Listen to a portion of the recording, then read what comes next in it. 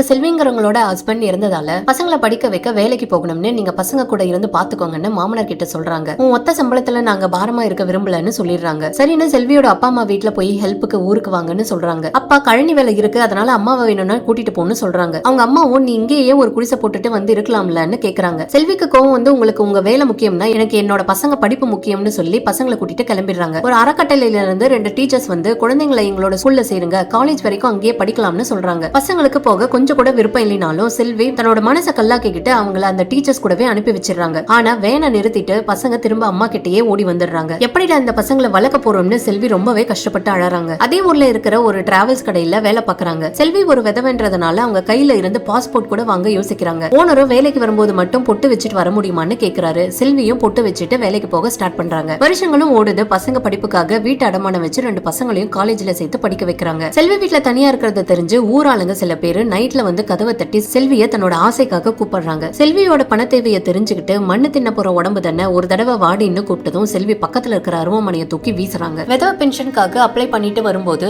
ஊர் தலைவர் ஒருத்தர் செல்விய பார்த்து அதான் மாசம் 1000 ரூபாய் வருது இல்ல சாகர வரைக்கும், அப்புறம் எதுக்கு பென்ஷன் அசிங்கமா கேக்குறாரு. அதையே சாகர வரைக்கும் பென்ஷன் வாங்கிட்டு ஏன் நான் நடுவுல கல்யாணம் பண்ண கூடாதுன்னு அந்த ஆளு மூக்கடைக்கிற மாதிரி பதில் சொல்றாங்க. நைட்ட கதவை தட்டின ஆளுங்கள்ல இந்த ஆளும் ஒருத்தர் இருப்பாரு. செல்வி பேசுறத கவனிச்சிட்டு இருந்த ஸ்கூல் வாதியார் செல்வி கிட்டயே போய் செகண்ட் மேரேஜ் பண்ணிக்க உங்களுக்கு சம்மதமான்னு கேக்குறாரு. செல்வியும் நான் புருஷனை கொலை பண்ணி இருந்தா கூட 10-12 வருஷம் தான் ஜெயில தண்டனை அனுபவிச்சிருப்பேன், அவராவே செத்து போனா அந்த பொண்ணுக்கு சாகர வரைக்கும் ஜெயில் தான் சொல்றாங்க. என்னோட பசங்க இப்ப வளர்ந்துட்டாங்க, அவங்க சம்மதம் சொன்னா கல்யாணம் பண்ணிக்கலாம்னு இருக்கேன்னு சொல்றாங்க. ஸ்கூல் வாதியாரும் செல்வியோட பையன் பாஸ்கர் கிட்ட விஷயத்த சொல்றாரு. பையன் இதை கேட்டதும் அம்மாவை பத்தி அருவருப்பா நினைக்கிறாரு. வாதியாருக்கு எந்த பதிலும் சொல்லாமலே விளையாட போயிடுறாரு. வேலையை முடிச்சிட்டு செல்வி வீட்டுக்கு வந்ததும் பயத்தோட புள்ள பாஸ்கர் கிட்ட என் மேல எதனா கோவமானு கேட்க இல்லன்னு சொல்றாரு. உன் மூஞ்ச பார்த்தாலே தெரியுதுன்னு சொன்னதும் பாஸ்கர் கோவப்பட்டு உன் மூஞ்சிய ஃபர்ஸ்ட் கண்ணாடியில பாருன்னு கண்ணாடியை காட்டுறாரு. செல்வி வேலையை முடிச்சிட்டு வரும்போது பொட்டு எடுக்க மறந்துருப்பாங்க. பையனும் அந்த கண்ணாடியை தூக்கி போட்டு கோவமா கிளம்பிடுறாரு.